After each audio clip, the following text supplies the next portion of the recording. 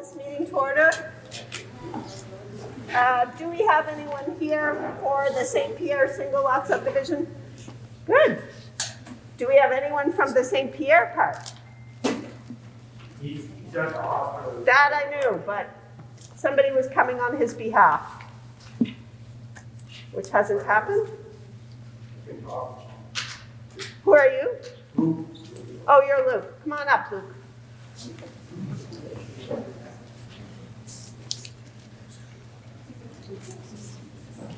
So we have it digital, but we don't have the paper copies with us. So. All right, so tell us what the story is. You can sit if you want.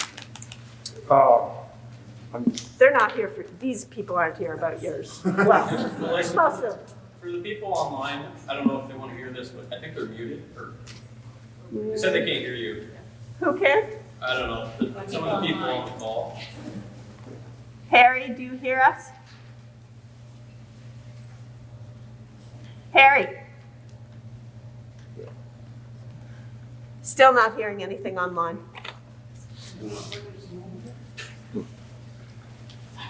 It says in but no sound.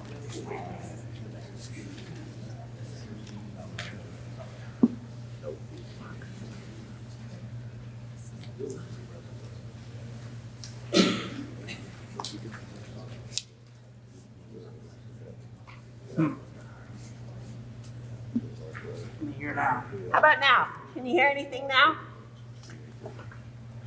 Nope. Harry, can you hear us? You're trying a different USB port probably.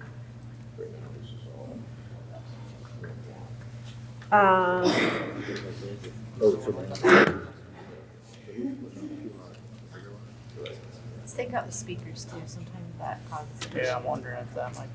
Sometimes I think yeah, Nope, there's only one. there's one on this side. Yeah.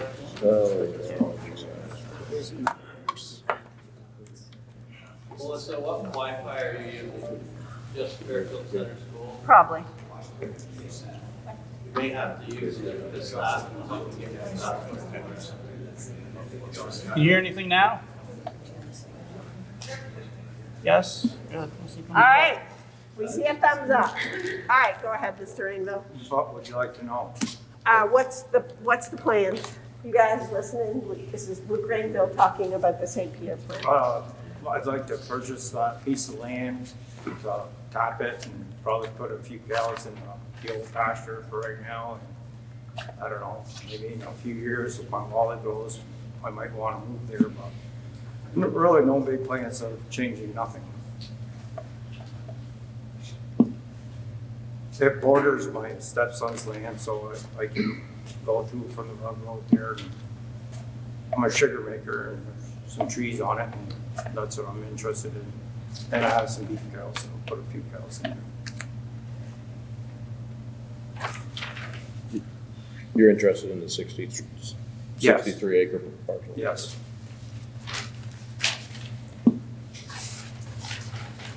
John and Christine, you have questions, concerns? Yeah, so John Kuvats from 218 Route Road.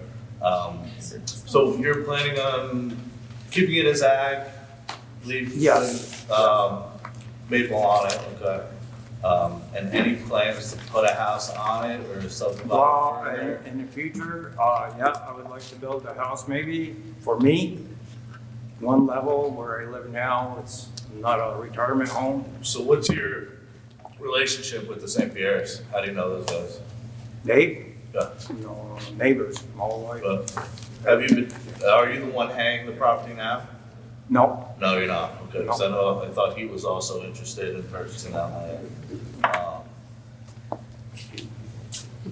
So part Would of you this, be, okay, so part of this plot that you want to do the 63 acre one, so that's the land that abuts our property. yes, And that in that little rectangle behind our property, yes, we have been trying to buy that yes. forever. would you ever be interested in selling that little chunk of land? Or is this something that we could talk with Dave about, since we didn't even know No, he was planning on doing this? I don't know, I know we've mentioned it to him multiple times, so. right now, Because I hate to see a house go up right behind my house. no, right now, if anything, that's kind of like the lowest point. Yeah, So that's sort of like the sap lines or a tank or something right now. I mean, I'm not buying it to develop it right now. I can tell you that right now. But, there's a few trees. Yep, I'd like to make maple syrup. Do you plan on hanging it still? Yeah, I don't know, maybe Corey can hay it again this year or whatever, but like I said, I have a few beef cows. So I don't know. We'll see. As far as I'm concerned right now, Corey can hay it again. Your plan for the beef cows, was that on the hillside or was that on? No, in the old pasture in the back. There used to be an old pasture there. I've lived around this neighborhood my whole life, so. So not the field that's right behind our house? No. The pasture that's No, beyond? there's a pasture, if you go up the Yeah. road where the gate is, there's an old Oh, pasture in alright, the back yeah, there. yeah. It's kind of grown up. That's what, I would put them in there to chew it, let them chew it down, clean it up a little bit. But I mean, I only have right now 2 beef cows, so it ain't like I'm gonna move a herd in. So we have like a real shortage of water on our farm. Mm-hmm. And I actually feel like frustrated. I thought that this was just like permission to subdivide. I didn't understand that this was like, there was someone actively trying to buy that land. And we don't have enough land, we don't have enough water on Rug Road. And there's not enough water on our farm. We have a huge water shortage. What is your plan for For water? water? And like, how are you It's, gonna have water? there's quite a bit of water there in the back there. It's pretty swampy. I mean, there's a well at that house and it feeds, a couple of those houses where they developed it from a spring. They might have it. There's a lot of water there. It's just all right on the road there. Yeah. And like I don't know, it's gonna be for the animals. Like I said, I'd like to build, but my wallet can't afford it right now, so we're gonna wait. I mean, our biggest concern is that little plot of property right behind our house. Yep. So, I mean, I can't tell you anything right now. I mean, I don't wanna sell it right now, or I don't know, Dave, or, I don't know. okay, so we need to contact. Maybe in the future, I don't know. Are you actively in the process of buying this land if Yes. this is approved? Yep, it's almost done. Thanks, Dave. That's awesome. Okay. Do you guys have any questions? I don't know. Good. Everything about it looks good. You want to move to approve? You want to talk about it later? It's a pretty straightforward subdivision. I'll make a motion to approve. Aaron moves to approve. Anyone want a second? I will, second. Second, Peter? Is there one more thing before you guys vote, is there any way that this could stay, that, there's a statement in the lease or in the mortgage, or at least ownership of the property, that the zoning needs to stay and remain ag for a certain amount of time? Or things like that? Is that something that we're able to put into No, state, we're not allowed to do that? we don't have any sort of regulation like that in our zoning bylaws. The wetlands are obviously staying wetlands and are If they're identified as actual wetlands, so wetlands, that yeah. can't be any really. Since it's going from ag to ag, it's not really, Yeah, as long as it's staying ag, that's really our main concern. yeah. Anything else would require a permit. Anything that changes from ag would require permitting, and we would address it at that point, so. What zone, agriculture residential? That's right. But you Um, would still apply for a house. Would we be able to ask for like first right of refusal if you were not to sell that property? They would be able to come to us? You We're can not ask being it, but it purchased. can't be anything tied to the subdivision. Yep. Is that something you're willing to talk about, or? Oh, yeah, let me You're own already it kinda first. already into it, talking, Let me own it first and see what happens. Like, I'm not making any promises. We don't want you to own. well, You it's want not all about, in. yeah, but it's as long as you're not subdividing, I mean, No, we that's, can talk later and. right, I'm not, no, that's not my plan of, Oh, you live right on I live right on the Button Road. Button Road? Okay. Yeah. I'll tell you, if anything in the future, I have grandchildren, and if I can, I'll leave it to them. I'm not gonna, that's far away from my thinking right now, is to put houses all over it, no. I mean, I wish we got to hear about it sooner, but that's, but This is life. All right, we all good? Who was second? I didn't hear that. Peter. All in favor? Aye, all good. All right, thank you, Mr. Enville, we Thank appreciate you. it. Let's move on to the 837 Church Road LLC. Melanie's going to start off with a little rundown again of how a sketch plan works and what's required for it and what the steps are after. So I talked a little bit about this the last meeting. So we're at the continuation of the hearing for the 837 Church LLC, their application for the planned unit development. So this is a sketch application, and basically we're looking at, it's a sketch. Some people can even come, not in this instance obviously, but can come with a sketch on a piece of paper that says, this is what I want to do. What additional items do you need from me to consider it for a final review? So right now we are in sketch. The hearing will be ended tonight. There will be a decision issued by the Planning Commission. It will be a written decision. They have 45 days at the close of the hearing to issue this written decision. It will be mailed to all interested parties by certified mail. And that will detail the entire decision from them. Any decision by the Planning Commission can be appealed to the environmental court at the state. It will have the details of that information. Sketch plan. A sketch plan basically is what the board would like, what the Planning Commission would like to see to move on to final. So nothing can happen from this. If there is a denial, the applicants could go back and refine their plans and do sketch again. If there is an approval, they can get whatever has been asked of them to prepare for a final application. That final application would be warned for another public hearing. And another thing, because this is separate from this, but I wanted to bring it up because there's been a lot of question over development. Any house will need a permit. So this is just a subdivision. Any house being built.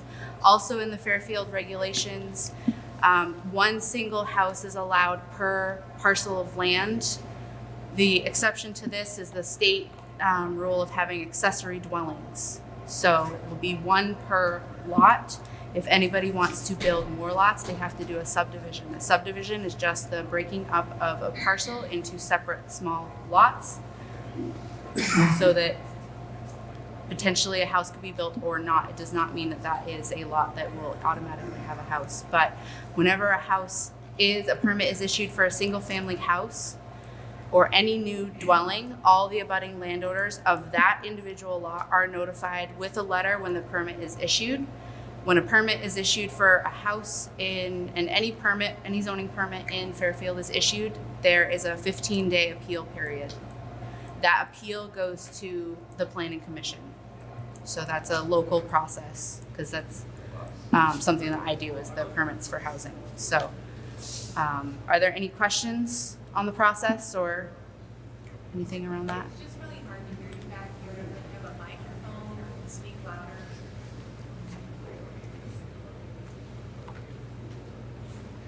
Did everybody hear me? Do I have to say it again? I'm not hearing you well. Usually pretty loud.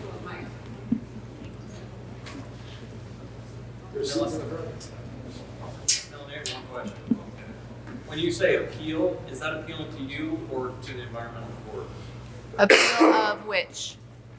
So I know there's like two different types of appeals on a written decision. So if there's an appeal from somebody in the group, are they appealing for it to go to environmental court, or are they appealing your decision and for you guys to look at the appeal, I guess? So an appeal of the Planning Commission goes to the environmental court. Okay. Appeal of a zoning permit issued by me is appeal to the Planning Commission. So Okay. typically those are houses, sheds. Gotcha, thank you.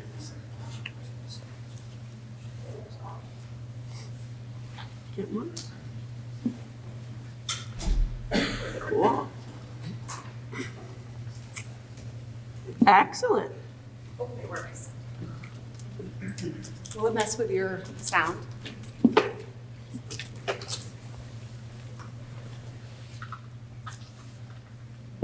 Clutch.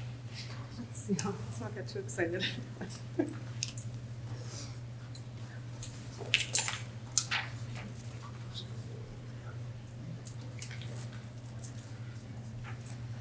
That's what they mean when they say it takes a village, right? I thought that was only for kids. Finicky, so hopefully it works. Hello? There's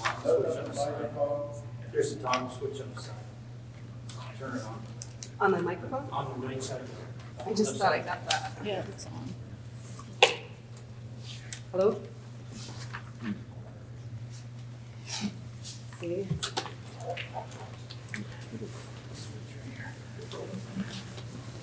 Yes. Oh, it's not plugged in. Well, that'll do it. You should be good. Hello? Might take this in the red light. Make sure it's plugged in.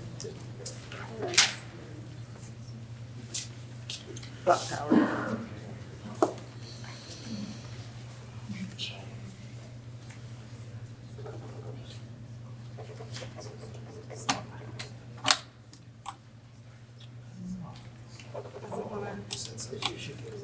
Right, you should get something. Too good to be true.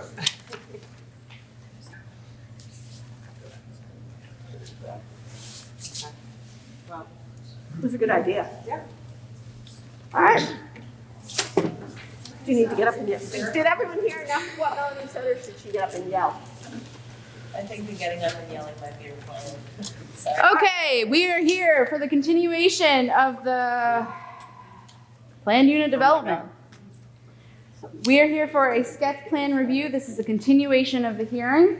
A sketch plan review has different requirements than a final application. A sketch plan is exactly as it sounds, a sketch. People have literally shown up for a sketch plan with a sketch written on a piece of paper. The point of a sketch plan review is to bring it to the planning commission so that they can review it and say, this is what we would like to see. This is what we would need to have in place before we could make a decision, a final decision on this application. This is a continuation of the hearing, so this will happen again. The hearing will end tonight. The planning commission will issue a written decision. They have 45 days to issue this written decision. It will be mailed by certified mail to all interested parties. In that notice, there will be your appeal rights as interested parties. The appeal would go to the environmental court of the state of Vermont. The decision will be up to these all. There will be whatever they choose, whether it's an approval or a denial or a conditional approval. And it would dictate to the applicant what they would need to do moving forward to proceed in any way, whether that was in a new application completely or what they would need to see for a final application for sketch. If that is the determination, the next part of the process is it's the final subdivision review. They would submit a whole new application for the final review. It would get publicly warned again, notifying abutters. We would have a hearing just like this. At that point, they could also be continued, but that would be when there would be the final decision of a yes or a no. So tonight, there will be, within 45 days, issued a determination on whether or not this can proceed to the final. Another note I wanted to make, because I've had a lot of inquiries about it, any development, so this is a subdivision. It does not necessarily mean that every single lot will have a house on it. Any building requires a permit in the town of Fairfield. That goes to me, the zoning administrator.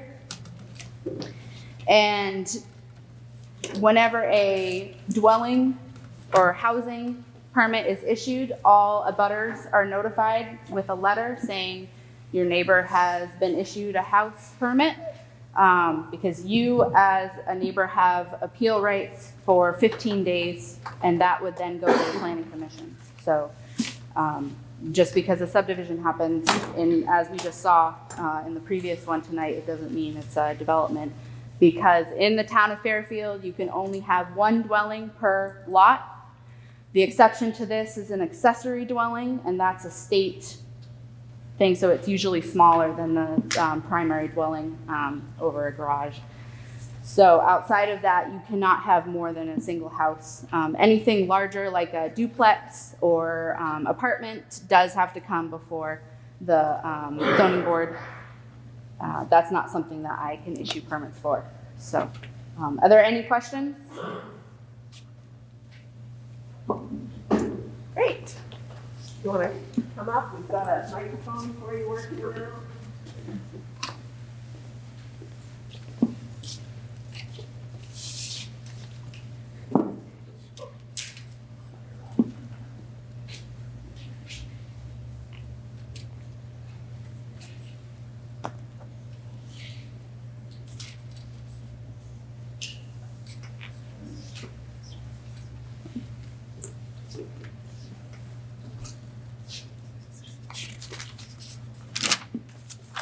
I'm actually gonna grab a chair, if that's okay. Yeah.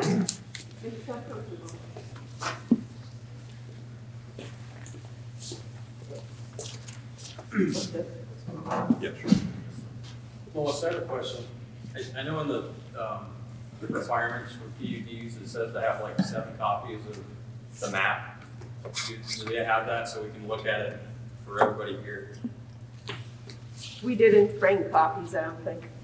We have them digital. I think everyone, you got it digital, didn't you? Well, everybody in our chat group, but not everybody in the group. We can make copies. That's the old one. Yeah. You have them in the and I'll go and see. The only one that I have is this. I don't have any small versions of that. You have.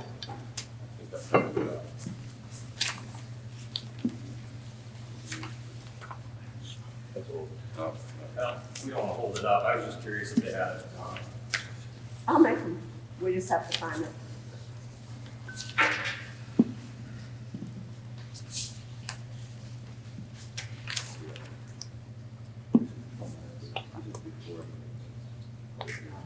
Yeah, we want it. No.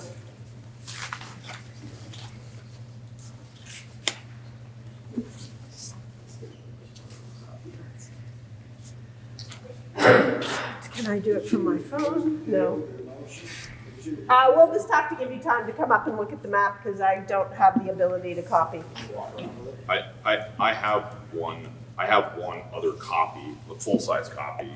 I mean, I'm happy to give that, if it wants to be passed around or whatever. You can do that, or I'll make copies That of would it. be helpful.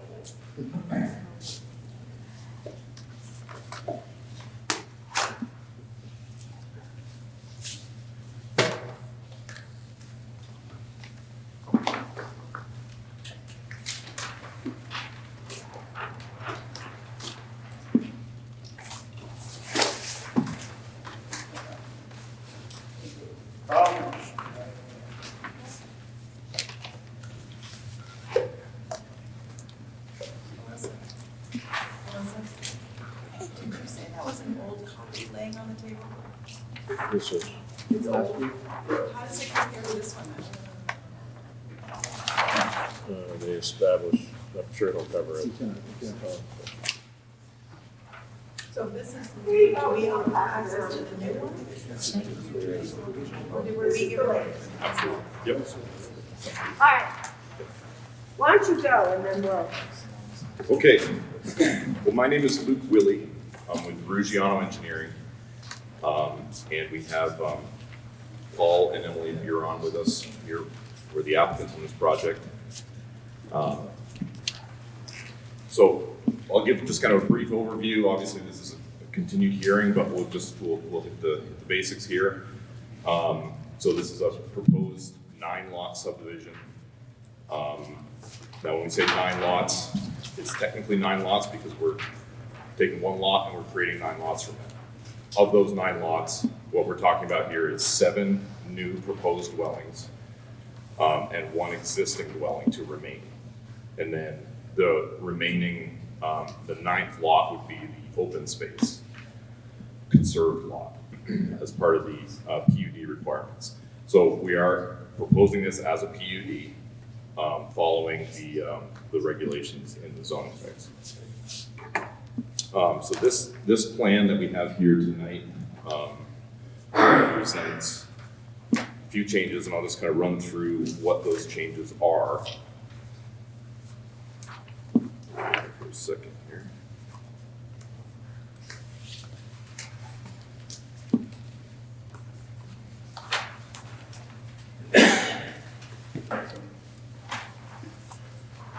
So, changes that we've made here tonight, we've added some grading, some proposed grading, just to kind of further refine the design and show where the kind of where the water's going and what the final grading is kind of going to look like here. It's not completed, but again, just in an effort to kind of flesh out this plan a little bit more.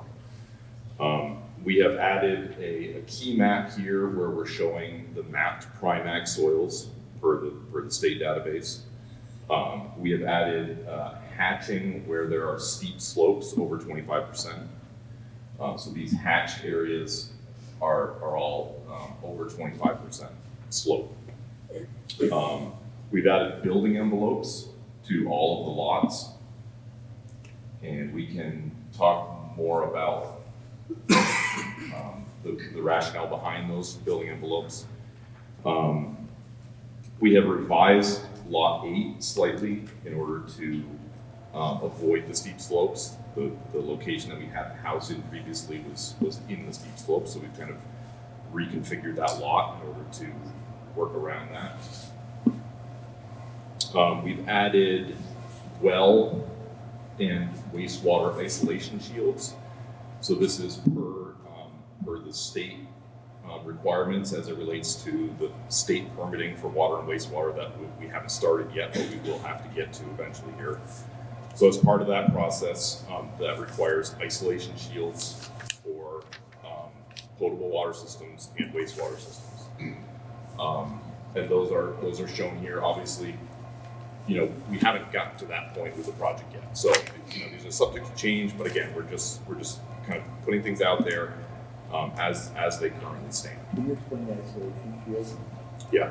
So, whenever you have a potable water supply or a wastewater system, you need to provide an isolation shield that isolates that component from another wastewater or wastewater component. So, for instance, if you have a well, the isolation shield associated with that well is isolation from a wastewater system. So it's in order to prevent contamination of wells, potable water supplies from wastewater systems. So there's an isolation shield around every well, and you can't have a wastewater system inside of that isolation shield. And then it's vice versa for the wastewater system. You have a wastewater shield around all the wastewater systems where you can't have a well inside of that. That is all those isolation shields regulate. It doesn't have anything to do with buildings or any other type of development. It's strictly isolation from potable water supplies to wastewater systems. Is that done by distance only, or does the terrain play Yeah, part both. in that as well? So Both, there's yep. terrain, Yeah, so you notice the shapes are a bit irregular. So because it has to do with topography. So you follow it's basically, if you imagine yourself a drop of water, it's where is that water gonna flow?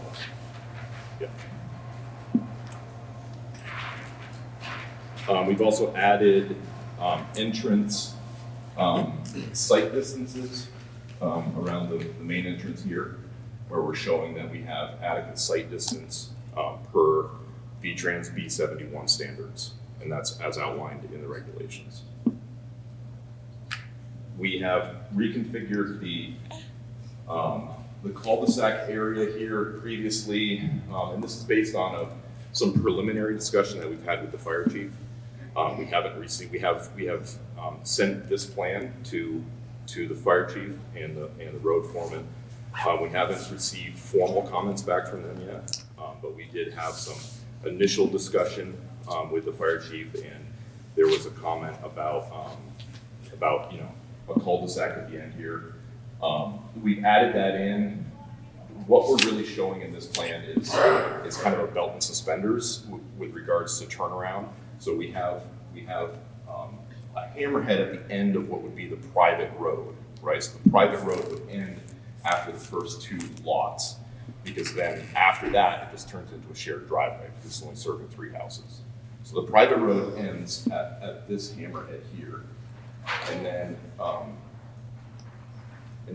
we've added the cul-de-sac in the end. Again, as kind of a pre-discussion and pre-negotiation with the fire chief, and making sure that we have adequate turning for emergency vehicles. In our final plan, if, you know, when we get to that point, we probably won't have both of these. Again, they're kind of redundant to have both of them. So if you know, if in our further discussion with the fire department, if they really want this cul-de-sac here, we may propose to not have the hammerhead at the end of the private road. It just kind of makes them kind of redundant. So we're showing both here for the purposes of sketch and for the purpose of discussion here tonight with the board. And if you guys have ideas and, you know, suggestions or you know, kind of precedent in terms of what you'd like to see, that's why we're here tonight, to get some feedback and figure out how best to show that in the final. You have the slope of the driveway. I don't have slope of driveway on there right now. It's actually, yeah, it is on there. It's about 7%. Yep. And then the other thing that we've done here is we've updated the wetland mapping. So when we met with you previously, we were depicting this and we were describing it in our application as a potential wetland, because the state had it mapped in their wetland advisory layer, which is a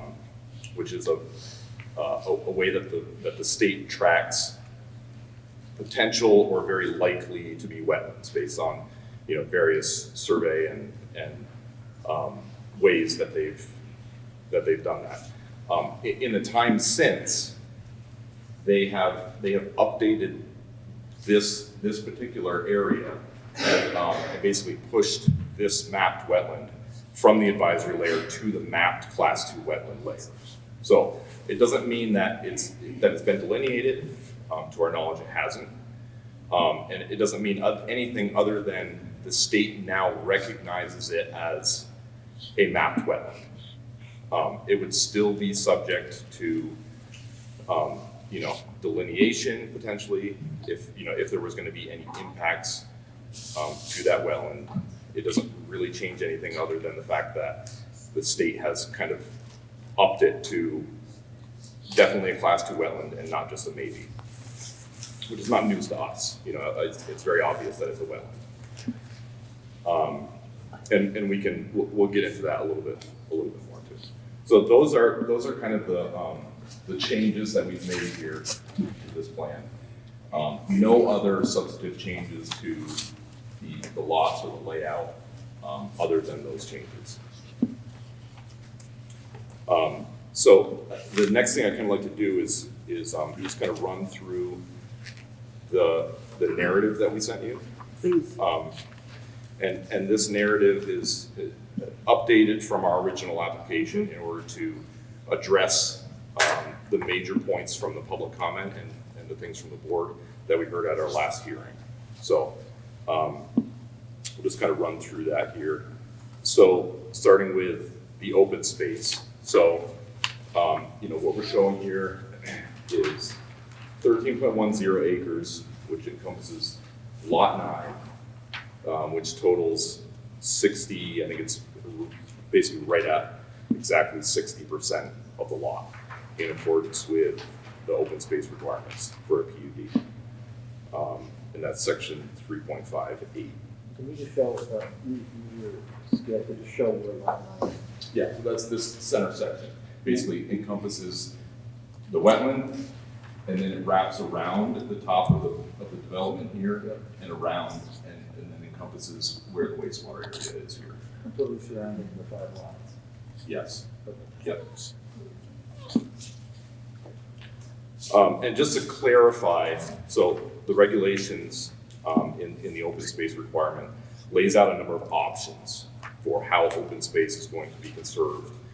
And the option that again, preliminarily, what we're assuming that is going to be based on is the option where the homeowners association retains ownership of that land. So at this point in time, we're not proposing that land be turned over to the town in any way, shape, or form. It will be conserved through the homeowners association, deeds and covenants, and will remain under the full ownership of the homeowners association. And that's, again, per the regulations, one of the options for doing that.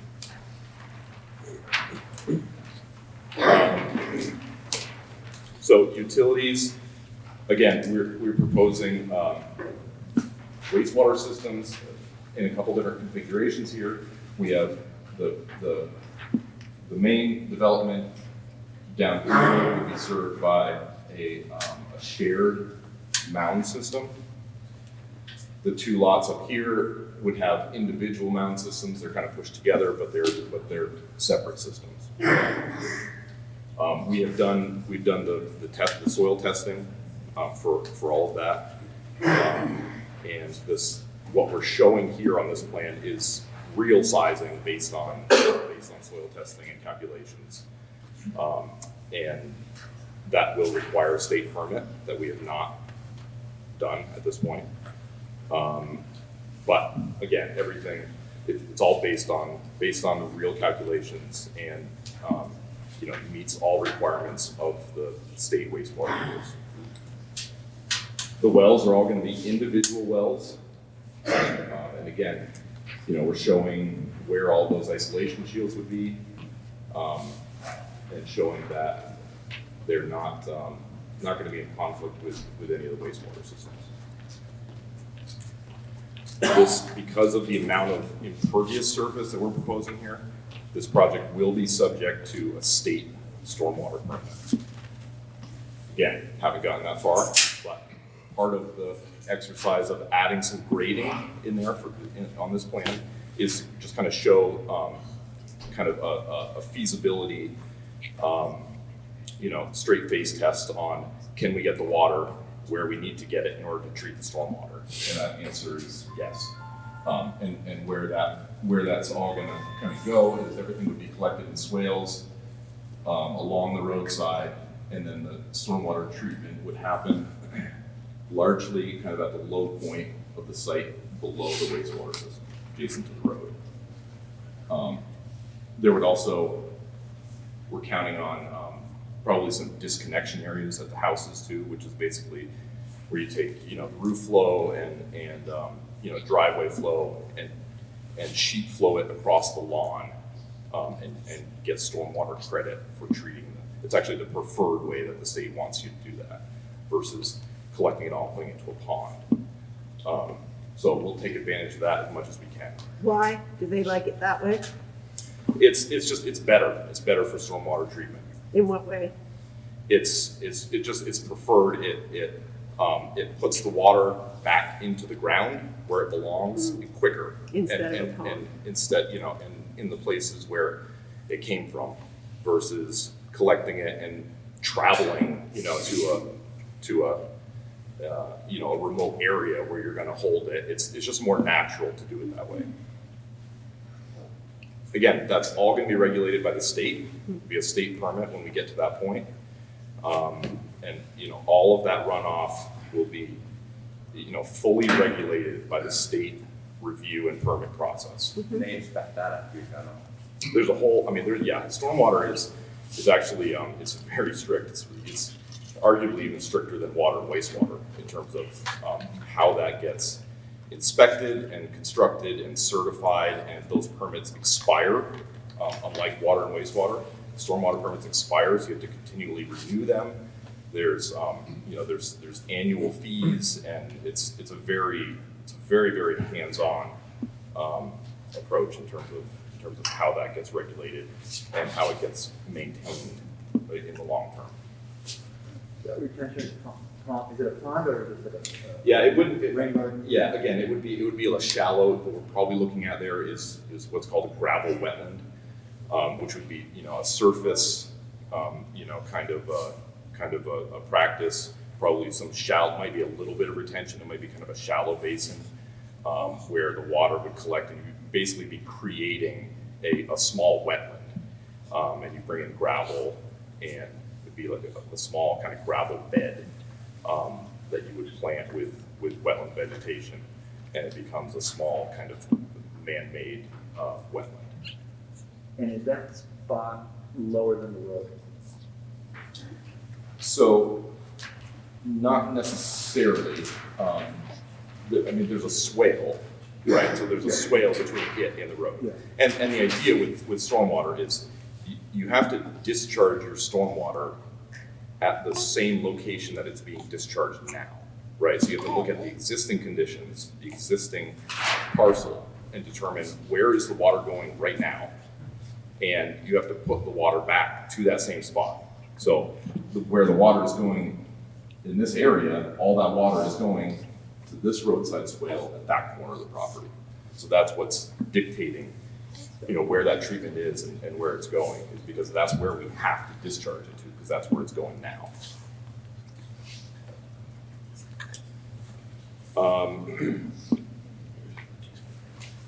So curb cuts, we touched on the fact that we added site distance here. The proposed access to the project is going to be in 3 locations. So we have the existing driveway of the existing house, which is not proposed to change.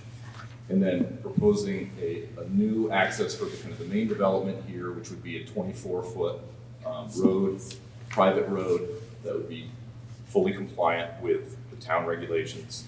Again, we have the site distances there per V-Trans B71 standards, again referenced in town regs.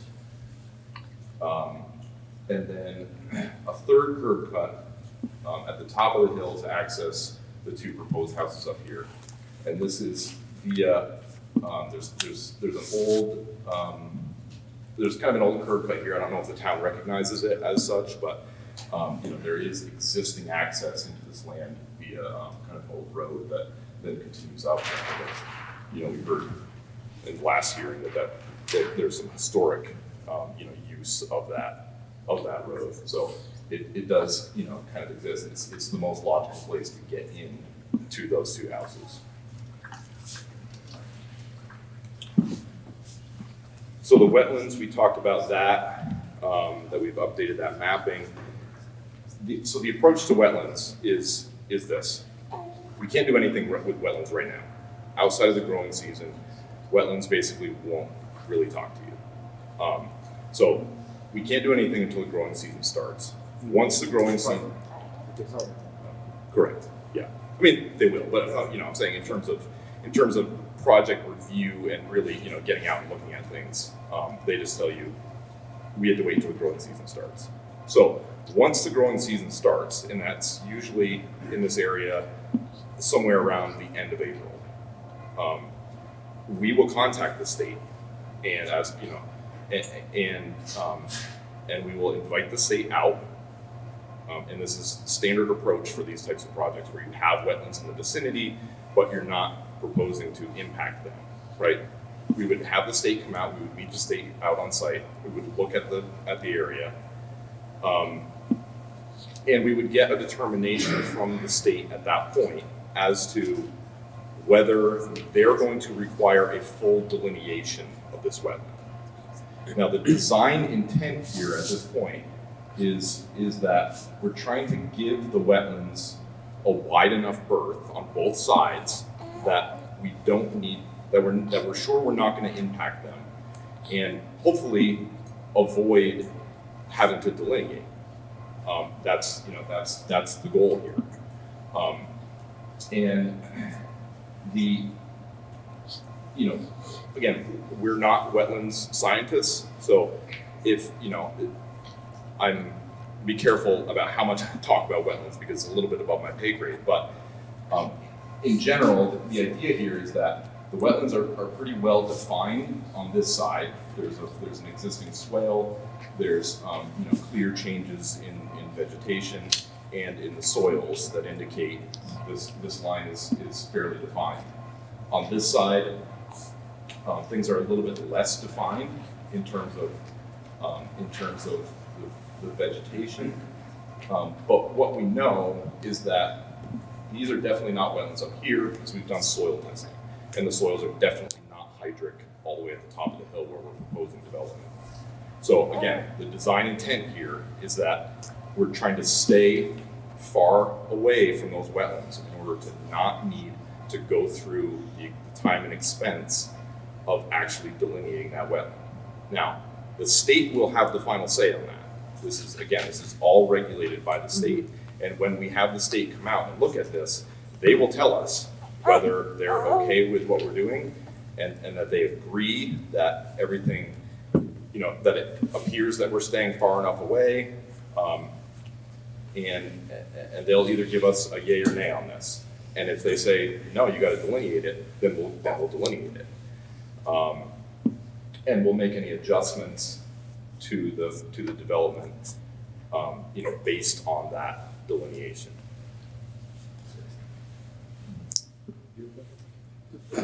I'll ask later.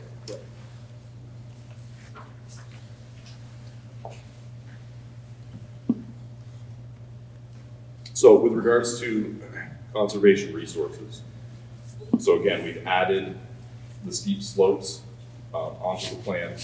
We're not impacting any of the steep slopes that are over 25% according to the regulations. There are some very limited areas of slopes between 15 and 25% that will see a little bit of impact, and that's mostly up here around Lot 8, this area here. We start to get into some slightly steeper slopes that could be affected by this development. Everything else, all of the other areas where we're proposing development, were all under 15% slope. So according to the regulations, for these areas that are between 15 and 25%, we will need to provide erosion control measures for that to prove that we're handling erosion control for those areas. So again, when we come back for final, we would be showing what those erosion control measures would be and where they would be. Primax soils. So again, we're identifying where those primax soils are according to the state maps, and we're mitigating the impact to primax soils in a few different ways. So we are including a portion of these primax soils in the open space, according to the regulations. We have added building envelopes, and the building envelopes in the areas that are adjacent to primax soils, we are pulling those building envelopes back in order to restrict that development. Tighter to the house. Yes, yeah. So these lines, are pretty tight to the houses around mainly these 3 lots, which is a big concern, and this lot to a certain degree as well. So these building envelopes. Now, on the other lots, for instance, lot number 2, it doesn't really make sense to restrict the building on that lot, so we've left the building envelope as kind of the whole parcel. Same with these lots up here. We're not impacting primax soils up here, so it doesn't make sense to restrict the building envelope. But for these 4 lots here, we're proposing those building envelopes in order to further mitigate and conserve as much primax space as possible there.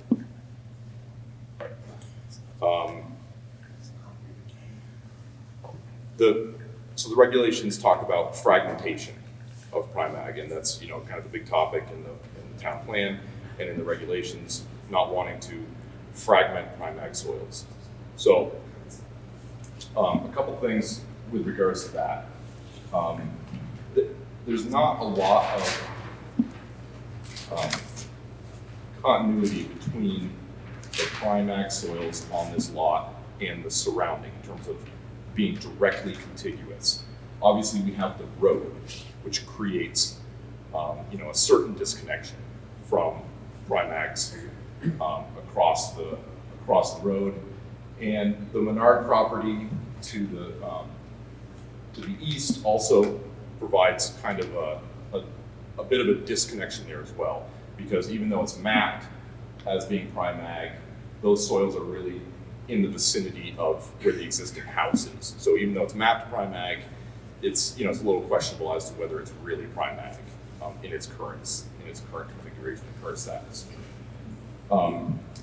When you take a step back and kind of look at a bigger, and I included a map in your packet of a kind of a larger view of the surrounding area, Church Road and the village, and when you look at the larger Primax soil network that we're connected to here, this Primag and this parcel lies at the very edge of that larger soil network. So from a macro scale, there isn't any we're not creating any fragmentation on a larger scale. If this was a parcel that was smack dab in the middle of a huge agricultural field, I think the regulations and the spirit of the regulations is that we want to make sure that we're moving that to the place on that parcel that we're creating the least amount of fragmentation, maintaining large expanses of Primag soils and agricultural land.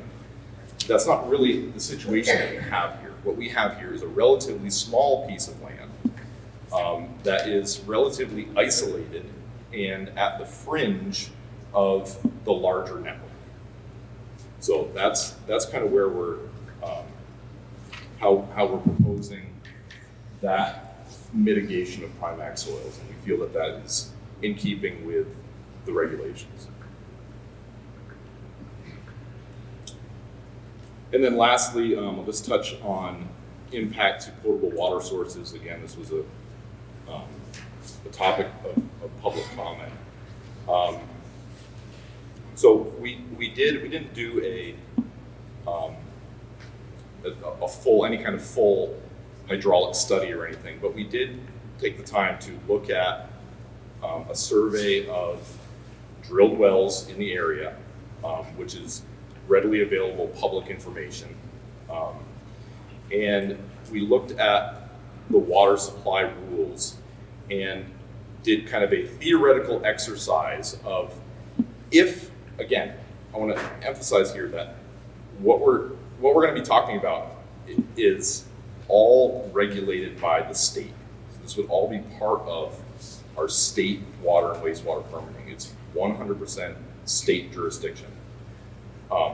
But if during that process of design and permitting with the state, if the state decided that there was enough concern here for potable water supplies to require interference monitoring, what would that look like for this site?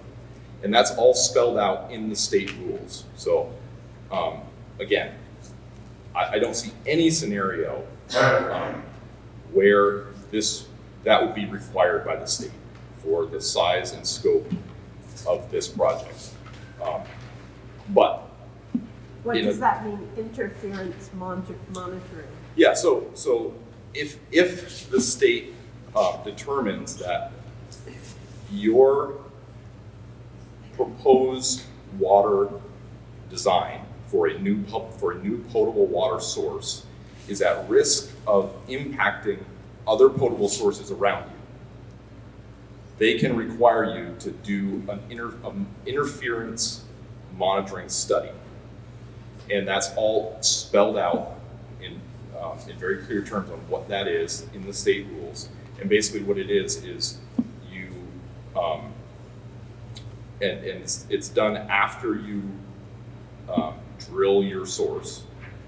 you go out and you do a what's called a constant discharge pump test, which is put a pump in your supply, and you pump water out of the ground, out of your new supply that you've just drilled, and you pump it at a rate that would be equal to the maximum daily design for whatever you're proposing, right?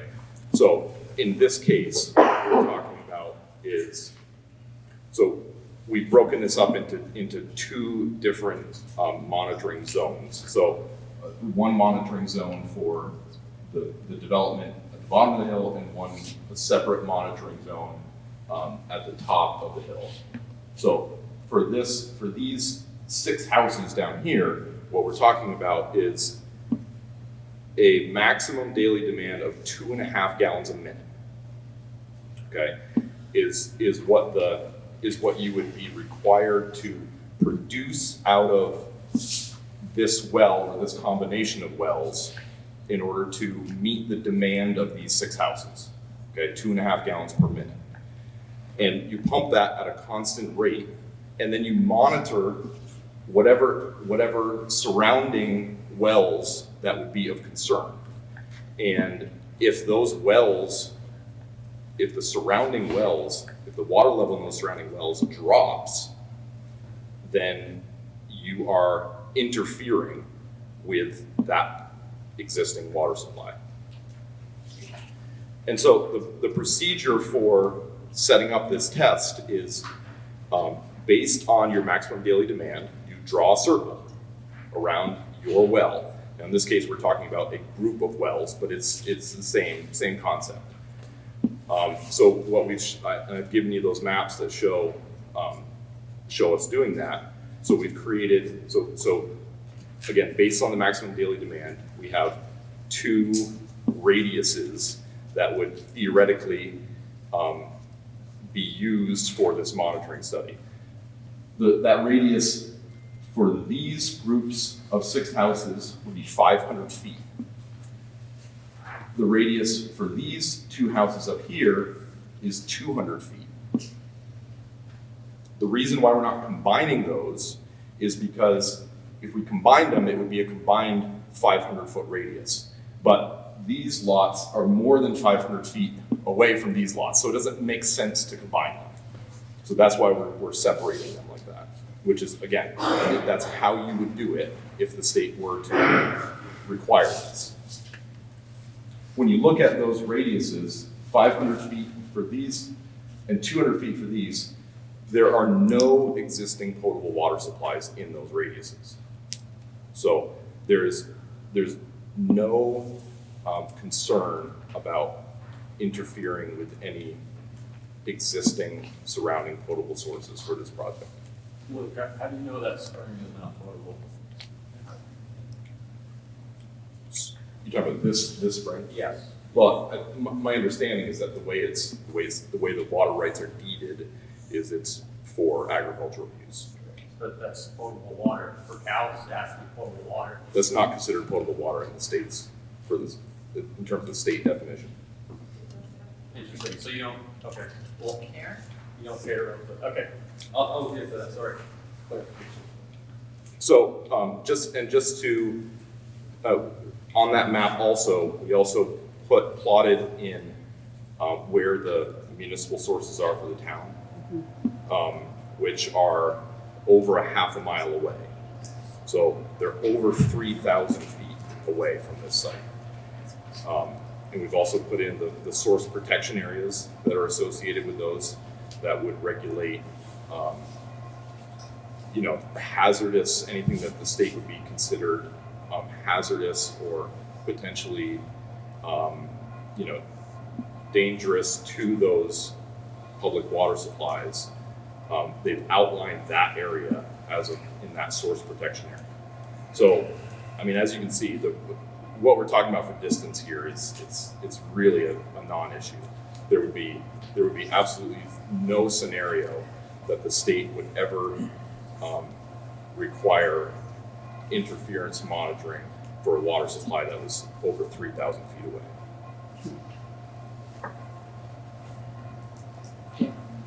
So this is the 200-foot radius that would be associated with these houses. Yeah, so that's this right here. That's the existing shallow water supply. Yeah.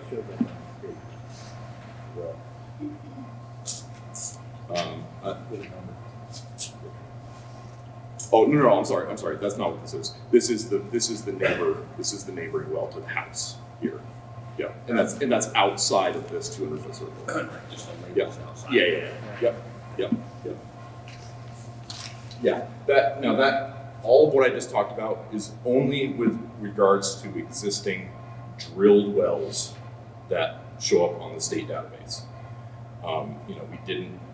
We didn't do any investigation into shallow water supplies, but based on what we know about the site, I don't believe that there are any in those radiuses. So that kind of covers what the changes that we've made and the addressing of the items from the public comment that we wanted to point out. At this point, we'll turn it over to the board and whatever further discussion on any of this. Again, what we're really hoping tonight is that we can have some discussion here, and figure out what the board is concerned about, and how we can address things further in order to get to the next level. Actually, before I do that, I want to say a couple of things. This is way more effort than we would normally go to for a sketch hearing. As Melanie mentioned before, this level of effort is not required by sketch, and in fact, it's a little risky on our part because we've put a lot of time and money now into getting, pushing this design really far down the road on the good faith effort of, we really want to work with everybody here. We really want to address the concerns and make sure that everybody is comfortable with what we're doing and how we feel that it meets all of the town regulations in order to be able to move it forward. But, we just want to, with regards to some of the things in public comment that have been asked for, again, this is sketch, so hopefully that's coming across here, that we're really acting in good faith to put the extra effort in to further this design to a point that's way beyond what we would normally do for a sketch here. The other thing that I just wanted to point out, just kind of up front here, just to lay this out on the table, is there's been a lot of discussion about the idea of precedence here, and the fact that this project is the first PUD to be applied for in the town. And while that may be correct in terms of a PUD, it's not precedent setting in terms of scope of project and other subdivisions. At the first hearing, it was, there were 2 projects that were mentioned that have been done in the last couple of years, presumably under the current regulations, at least in part, if not fully. And those projects are, again, of a very similar scope and a very similar, a lot of similarities with those other 2 projects. Those other projects were 5 new lots with an existing lot, so 6 lot subdivisions. They were done as conventional subdivisions, so they didn't, but all that really means is that they didn't require open space and they didn't require clustering of the houses. That's really the only big difference between a conventional subdivision and a PUD, is we're really talking about those 2 things. We're talking about conserving open space, and we're talking about clustering the development. So those projects also include extensive impact to primary soils, arguably more than what we are proposing here. They also both involve wetlands and wetland impacts, of which we have wetlands, but we're not proposing any impacts. Now, we could have done this project as a conventional subdivision. We have the space to do it. We made a very conscious effort to offer this as a PUD because it's clear in the regulations and in the town plan that that is what is being encouraged by the town currently as part of, you know, the latest changes to the town plan and the town regulations. There is a very definitive push to PUDs, and the advantage to the PUD being that those two things. You have conserved space, where we're taking a huge chunk, 60% of the parcel, and conserving that so that it can't be further developed in the future. And we're clustering the development together. Those are two things that were not required or exhibited in those other projects. So I want to be careful about, you know, this project getting labeled as a precedent in the town, because I don't think that's accurate. I think that the precedent has already been set by at least those other two projects, if not others. And I think we have clear precedent already for projects that have been approved. And by the way, you know, just to point out, and again, I know I'm preaching to the choir here. Obviously, you guys know, but you know, for public benefit too, the regulations with regards to, for instance, conservation resources do not distinguish between PUDs and subdivisions. So those apply to a project regardless of how it's being proposed. So the fact that we have already precedents on projects being approved that include all the same elements that we have here, I think kind of dispels that aspect. So with that, I'll turn it over to the board, and happy to answer any further questions or go into any further detail about anything we've talked about here. Let me just first say we recognize that you put a lot more effort into this post-first meeting to help clarify things for all of the people who are concerned, and we very much appreciate the effort, knowing that we could have gotten a scratch on a paper, and clearly this is well beyond, so that's very much appreciated. All right, questions? I don't have any questions. Do I? So I just confirm, my question was if that well does remain, because in the first meeting it was to be abandoned, so there are actual deeded rights. Yes. Okay. Yep. Yeah, that was just an error on our part in the beginning. We've clarified and corrected that. All right, folks. All right, I guess I'll start. Come where everyone can hear Quick you. comment about that, the extra effort, because I brought this up as a concern in the first meeting. We can't hear you. Sorry.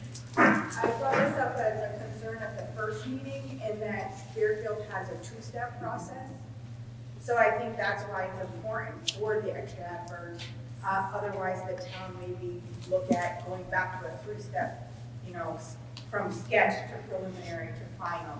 So I think that's where a lot of concern came from, and thinking that, given that it was, at least my understanding, this is the first PUD, that we're not going from sketch to final, and there's a lot in the middle. So I do appreciate the effort on your part. That's very, you know, thoughtful, and I think due diligence is good. But I think that's one of the big concerns, is that the town went from a three-step to a two-step, and thank you. Tori? Okay, so I'm kind of a spokesperson for about 40 people, so if I miss something up, I'm sorry. I'm kind of like the White House gardener that was elected to be the White House press secretary, so I apologize if I don't cover everything. So first of all, thank you to the board for continuing this meeting. I know we threw a lot of information at you guys. A lot of us thought PUDs were peptic ulcer diseases, so you know, we've learned a lot through the process as well, so it was helpful to have that extra time, so we appreciate that. We also appreciate the digital copy you guys sent us. I know personally, I didn't know there was 3 septic mounds. I only thought there was 2 because you couldn't really see the original sketch, so I think that helped all of us quite immensely. And thank you to Ruggiano, Luke, for updating your narrative. It did help clarify a lot of things on a lot of those points. I don't think they really alleviated any of our major concerns, but at least we got some more information on how you guys see it, so. And Emily and Paul, apologize for if this is stressful, and congratulations on your baby. So for the group, they just had a baby on Thursday. So I'm amazed you guys got here, so it's pretty impressive, so. Trying to keep this concise, for the baby's sake.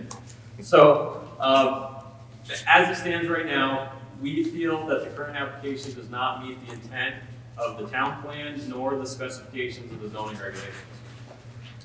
One of the critical missing pieces is the first line in the zoning regulations titled 3.5 Planned Unit Developments. And I'm going to read that out loud for everyone. The purpose of a PUD is to enable clustering of lots in development to efficiently use land to facilitate the adequate and economic provision of streets and utilities, and to preserve the natural and scenic qualities of Fairfield. The next line states, application requirements, a written explanation of how the PUD meets the intent of these regulations as defined above. So I know you talked in depth about different points in your narrative, but there isn't really a written explanation of how this meets the intent of a PUD. If I'm looking at this and I see something that says a PUD has adequate and economic provision of utilities, I would expect that all of these lots would come with completed wells. I know for a subdivision that maybe wouldn't be the case, but by bypassing that, you're treating this like a subdivision with the benefit of a PUD. One of the main points of having a clustered PUD is so that you can have a complete infrastructure package, that being wastewater and water. So I don't think it's wise to treat this like a PUD and sell it without completed a phasing plan, because if you drill wells for 1, 2, 3 houses, maybe they get water, and then you continue, houses 4, houses 5. Well, let's say they have the hydrofrac, and now you're possibly drawing water from those other houses. And if there's an issue, where does that liability fall? Is that going to be on house number 4? Is that going to be on the whole HOA? So in our minds, the PUD is essentially null without a fully developed infrastructure package with completed wells. And Luke, I know you kept saying the state. You said the state, the state, the state. The state doesn't understand Fairfield water. And Fairfield water is very unique. And the board knows this, and I think everyone in this group knows this. And you also said theoretically, I think 3 or 4 times. And theoretically is not going to cut it when the Menards lose their water, or if the Williams can't access their spring because it's contaminated. It's just one of those things, and that's why we're requesting the hydrological study, and to do everything we can to make sure that the water is not going to be affected in this region. We feel as a group that this approval of this application is actually warranted because there's so many studies and changes that need to be made. And there's also no benefit in continuance of this meeting or moving it to the final plat stage and holding continuances there. All it does is pass the buck on to the next meeting. All we're going to do is ask for continuances there, or we're going to ask for appeals, and it makes it, I should say, it adds to the tension. And the hurry up and wait method is not fair to the public. It's not fair to your guys' time, because I know you have to warn all these meetings and all of that. So in our mind, we would ask that a continuance be held, or disapproval of the sketch plan until it's in conformance. I'm not going to read the 16 pages we sent to the board. It's pretty lengthy, but I will go on some things that we noticed from this revised application here. I think a lot of us are not saying we're against development. I can't speak for everybody in this room. I know quite a few people in here that actually have developed, and I think there's a difference between development and this PUD.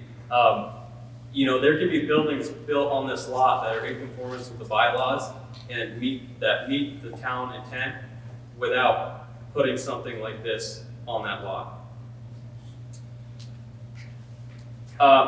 Before I move on, I just would like to get the board, it's just going to waste a lot of time if there's any plan to disapprove this plan at this point. Before I continue, is there any inkling as to whether you will disapprove this application? We haven't had a deliberation about it as of yet, but 45 days.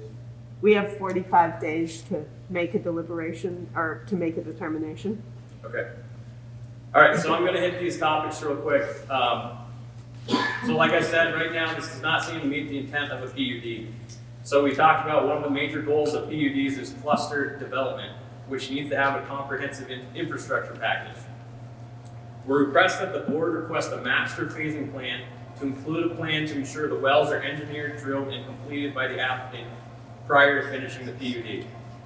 And this will go along with the hydrological study that we're requesting as well. As I mentioned, this is very risky for people purchasing the lots without knowing the risk to the water and the aquifer and if they'll be able to get water or not. We appreciate the info from Ruggiano on the stormwater permit, but as far as wastewater, we asked Luke if you notify the Menards and Wallace's 7 days prior to your wastewater permit in accordance with notification requirements from the state, since these exclusion zones do cross onto their property. Open space. So I think we were all under the assumption that this conserved lot, and one of the points of a PUD is for the town to get a benefit out of a PUD. Right now, does the board see any benefit to the town, especially with no conserved lot being deeded? Is there any benefit of this PUD to the town? The conserved lot is deeded to the HOA, that's their proposal. That remains open space, and that is the purpose of clustered development. But, so for sugar, so let's say somebody wants to use that open space for sugaring, accessing sugaring equipment, or if somebody has trails on other lots, as it stands in this proposal, they can't access through that open space, only HOA members can. That's correct. That's not correct? There's no easement now. The way that it exists currently. No, I know that, but what I'm saying is, one of the main reasons for having a PUD, from my understanding and reading the state statutes, is the conserved space, it can be deeded to the town for public access. And I guess what I'm saying is there's people in here that would be interested in using that open space for sugaring, forestry, access to recreational trails. And right now, this proposal does not benefit anybody in the town. And I just want to get that on the record. And I guess we would like to request that the board ask for that to be deeded to the town for permanent use. Noted. I would also question why the septic mound on that, I guess, western side, on the right side there, is put in the conservation lot. Because it's my understanding for a mound, you got to tilt the ground and add a bunch of sand and piping to that area. So to me, that would seem like it would be disturbing the open space and conserved lot. As a follow-up, when will the HOA document be sent to the planning board in public? This is a major concern. I use a personal example. If I was 16 years old and I bought one of these lots, I absolutely would be tearing up the open space with a four-wheeler or a dirt bike. And I have guns, so I like shooting. And I know that if I didn't own that open space, I'd put targets up by the wood line and I'd shoot into that. And you know, the Mannings, me, we'll be out sugaring behind those lots. And if that's not in the HOA covenant, that's incredibly risky for the town. So I guess what I'm saying is, it would be beneficial if the planning board asked for a copy of that HOA covenant and if the public could see it as well. We'd also be interested in the maintenance of the conservation lot. So if you're saying you're trying to save some of that as ag land, I'd be interested if you're gonna hay it. If you're gonna hay it and you wanna keep it organic, are your future occupants gonna be okay with fertilizer being spread right around their houses?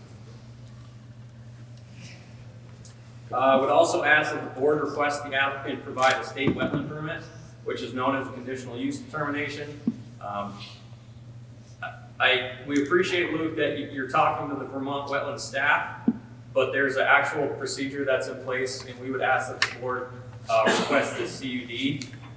You stated your goal is not to delineate the wetlands. To me, I don't know why you wouldn't. This is land that the applicant will own. The wetlands will be in open space. So you think, in my mind, the only reason you wouldn't want to delineate it is because it's going to affect the lot sizes. Because I delineated wetlands and it's free. I've had the state come out, they walk it, they'll map it. It doesn't cost me a dime unless I hired an environmental consultant. It depends. If you go directly to the state, it doesn't cost you anything. If you go to an environmental consultant and work with them, they'll charge you. Same with the soils map, that can be mapped by NRCS, they can come out and change it if you think that it's not accurate.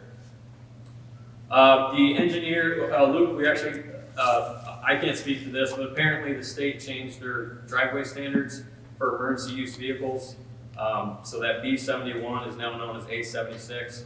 I know nothing really about this other than it's much wider and it's designed for the load and width of the modern emergency vehicles.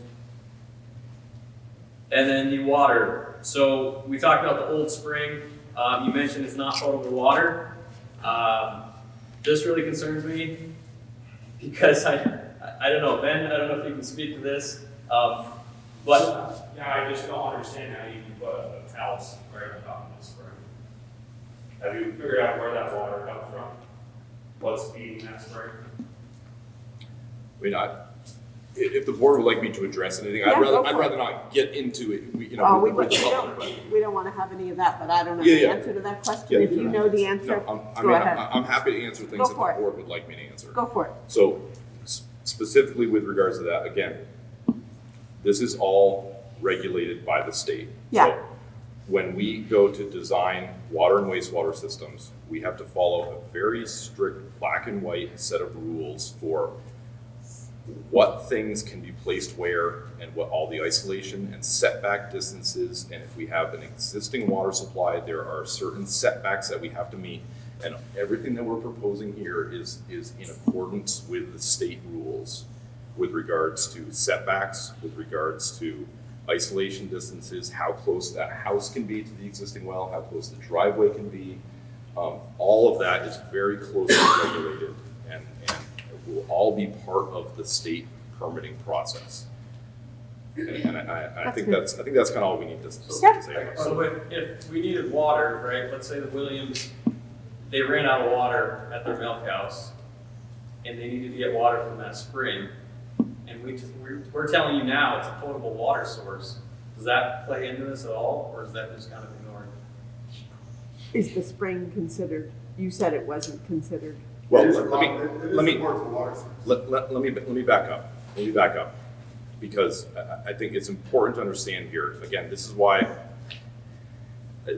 I was hesitant to get into the theoretical. We provided and talked about interference monitoring as a theoretical exercise because of the public comment and because of the concerns about this. But what I want to be clear about is, just because you have a well that is in vicinity to another well, that there's nothing wrong with what we're proposing here. There's nothing that just because we have two wells. I mean, if you look at Hill Road and up at the intersection with the top, I mean, you have 20 some odd wells that are all in pretty close proximity to each other. If you go to other parts of the state in denser developed areas, you have wells on top of wells on top of wells on top of wells, and there's nothing wrong with that. That doesn't mean anything.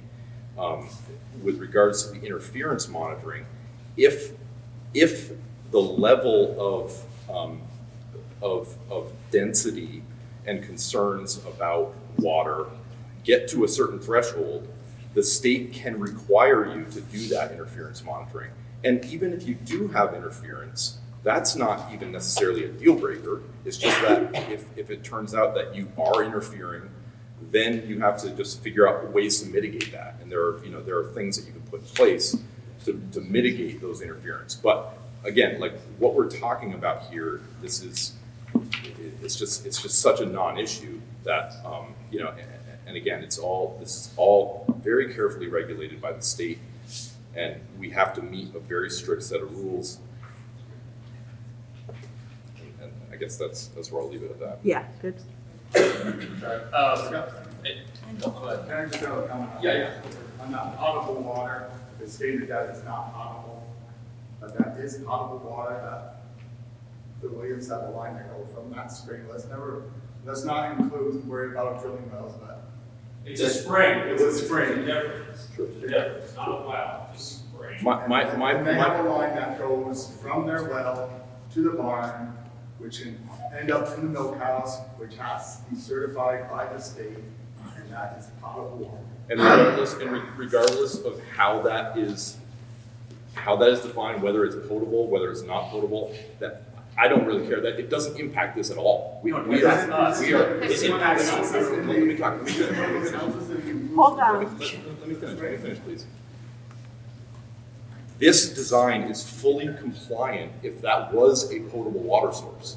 We are not proposing any, if this was potable, when I say I don't care, it means it doesn't affect this design, whether it was potable or not potable. The isolation distances, the isolation shield, all the setbacks, this is designed as if this was potable.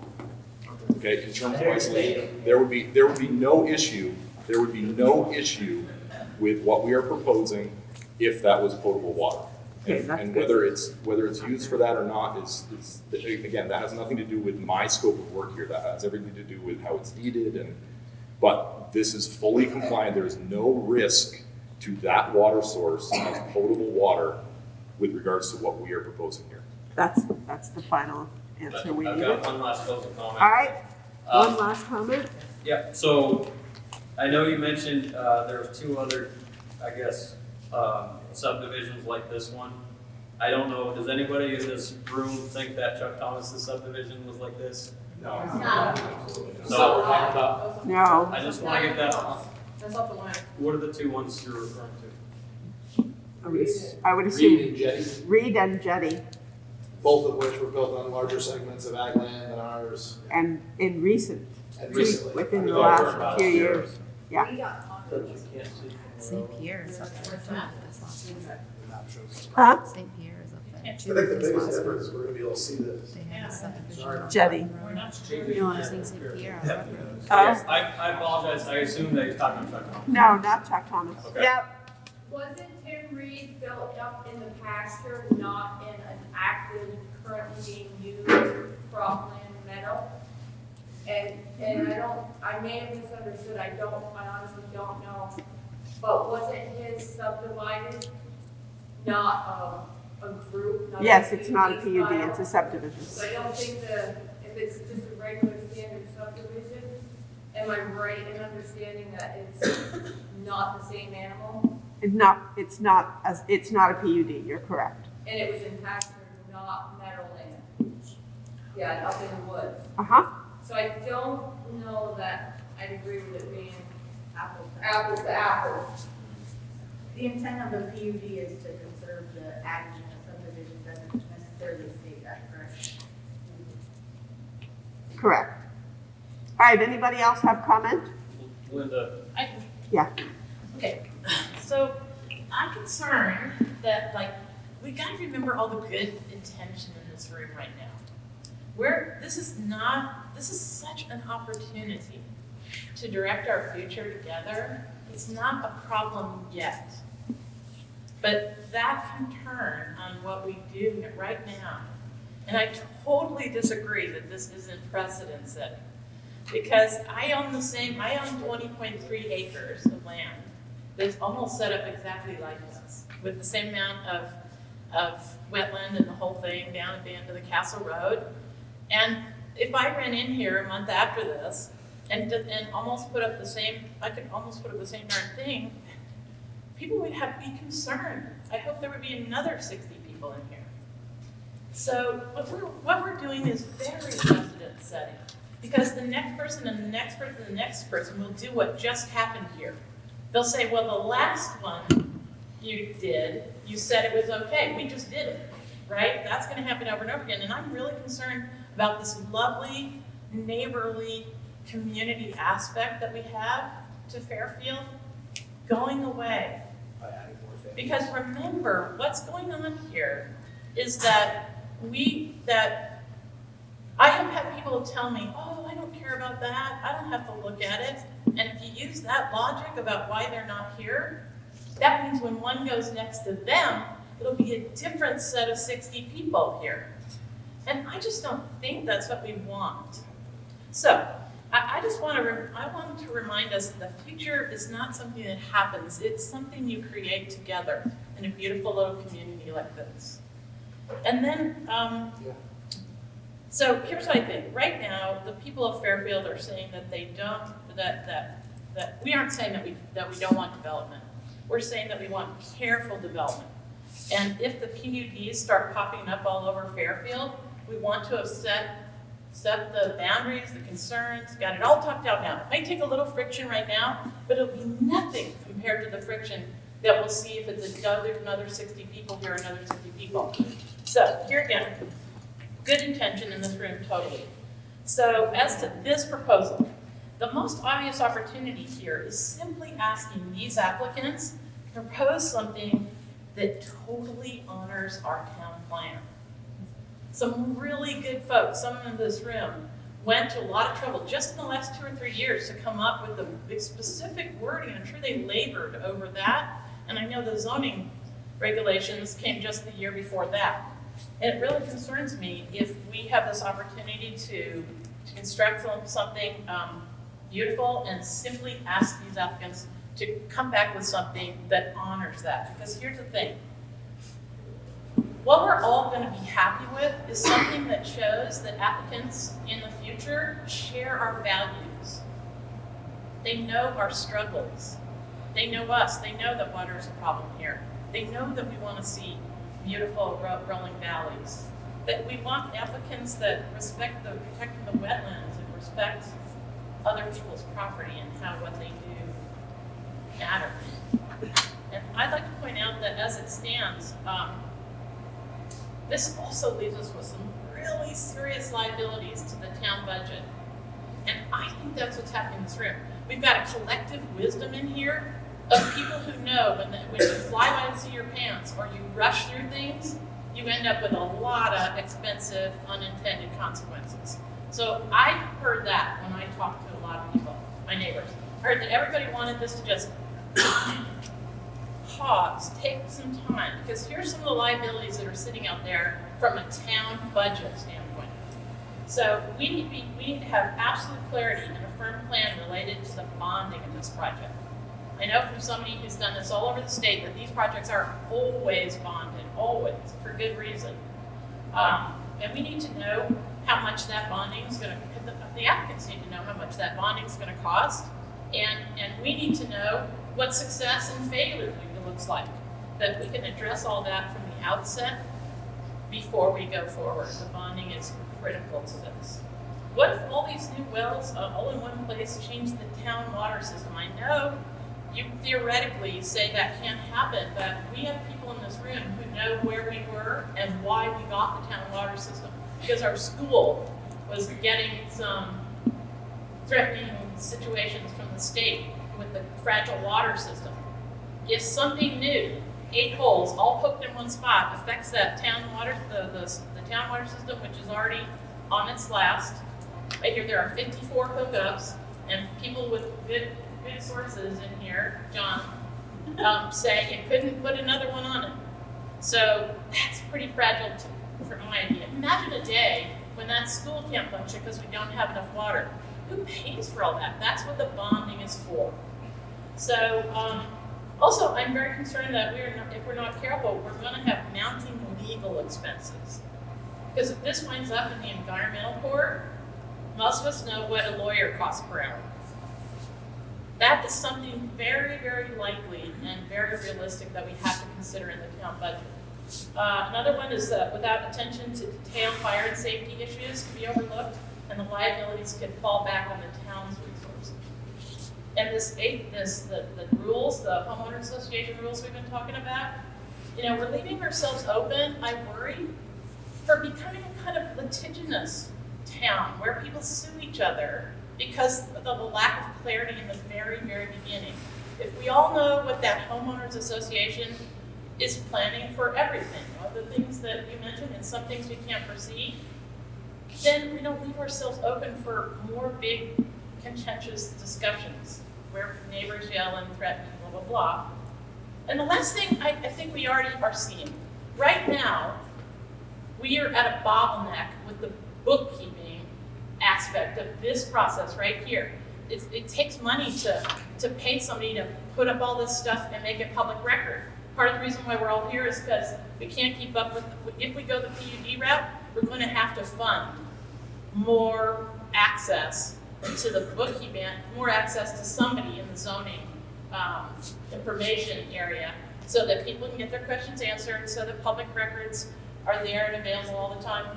And already I hear that we can't afford that now. So we have to think about these things, and some things that we can't even anticipate. So anyway, to wrap up, it's our opinion that this violates the town plan, the documents and the zoning regs, and that should be just enough, right there. We've laid out the vision for our community. We all know what it is. It's there for everyone to read. And if these folks or anybody else brings a plan for a PUD or regular subdivision that honors that, we're going to welcome them. We all are like that. But we can't be opening ourselves up to having plan after plan, meeting after meeting, where we're fighting. And where it feels like, I'm not saying this is what's happening, but where it feels like the loopholes that we didn't get covered in our regulations and stuff are just open places for friction for us. I just don't want to see that for this community. So let's just see if we can treat this like an opportunity and set something that our kids will really thank us for 15 years from now. So this can be the first little friction, get through it, get a plan that everybody in this room feels like validated, like they were heard, and something that new people can always trust to expect to be welcomed with. Give us a plan that honors the vision that a lot of the people in this room set up, and we'll be good neighbors. Thanks, Linda. Does anyone have anything new to add?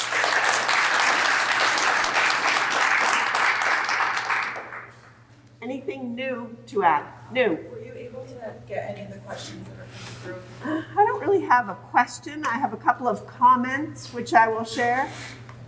Bill Roberts says, I have a permitted cisternal storage plan designed to address the water draw issues that Luke referenced, was designed by Reggiano.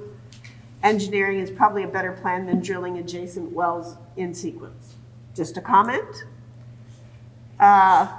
One comment from Oliver Manning. I agree that sheet draining is appropriate, but I question the viability of this on a slope like this in development.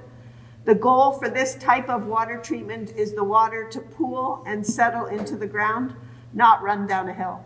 I also ask that the town require wetland delineation because there is more to wetlands than soil type, and the owners have admitted they know there is a wetland. Let's figure out exactly where it is.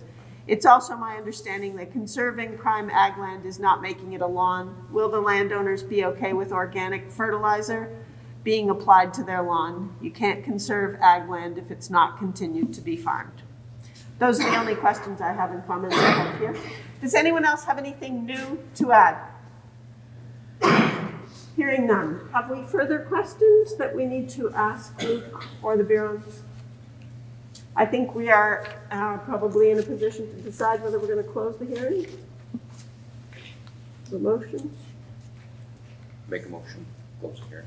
Second. Second. All in favor? Aye. Aye. So the hearing is now closed. A decision will be issued within 45 days, asking for all of the things we need for the next step. We really appreciate everyone's input, and we look forward to moving forward to the next part of the process.